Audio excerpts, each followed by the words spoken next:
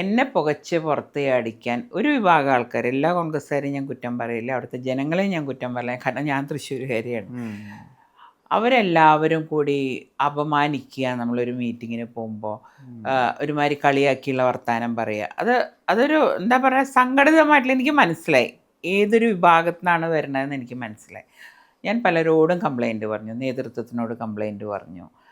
പക്ഷെ ആരും അത് കേട്ടില്ല. കാരണം അവർക്ക് എനിക്ക് തോന്നുന്നു ഒരു തെറ്റിദ്ധാരണ ഉണ്ടായിരുന്നു, പത്മജ വേണുഗോപാൽ എന്ത് സഹിച്ചും ഇവിടെ ചവിട്ടും കുത്തും കൊണ്ട് കിടന്നോളും. കാരണം കെ കരുണാകരൻ പാർട്ടി വിട്ട് പോയപ്പോൾ പോലും പോവാത്ത ആളാണ് ഞാൻ. അത് അത്രയും എനിക്ക് ഈ പാർട്ടിയോടൊരു ഇതുണ്ടായിരുന്നു. പക്ഷെ ഇതിങ്ങനെ കുറേ നാളുകളായി, എന്നിട്ട് ഞാൻ അത് കഴിഞ്ഞൊരു 2.5-3 കൊല്ലത്തോളം ശേഷം പിടിച്ചു നിന്നു അതിൽ.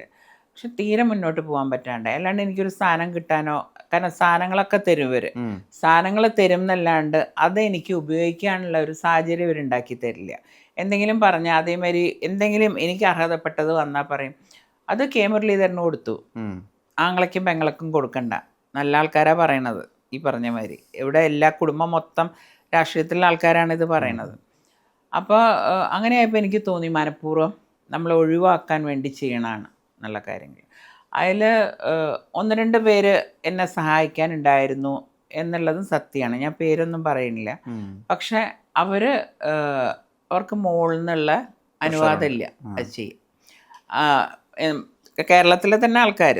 അപ്പോൾ അവർ ഓരോ ഇതിനും എന്നെ ഇട്ടിട്ട്, ഞാൻ പറഞ്ഞില്ലേ ഒരു ദിവസം KPC വൈസ് പ്രസിഡൻ്റ് ആയിരുന്ന എന്നെ പിടിച്ചിട്ട് നേരെ KPC എക്സിക്യൂട്ടീവിലേക്ക് ഇട്ടു. എന്ത് ഞാൻ തെറ്റ് ചെയ്തിട്ടാന്ന് എനിക്ക് മനസ്സിലായില്ല. പറഞ്ഞ വാക്കുകളും ഞാൻ അറിഞ്ഞു, അതായത് അവരവിടെ ഇരിക്കട്ടെ.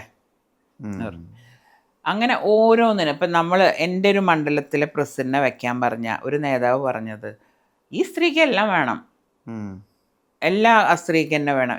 10-21 മണ്ഡലം പ്രസിഡന്റ്മാരെ കിട്ടിയ ഒരു നേതാവാണ് അവിടെ ഇരുന്ന് പറയണത്, ഞാൻ ഒരു മണ്ഡലം ചോദിച്ചതിന്.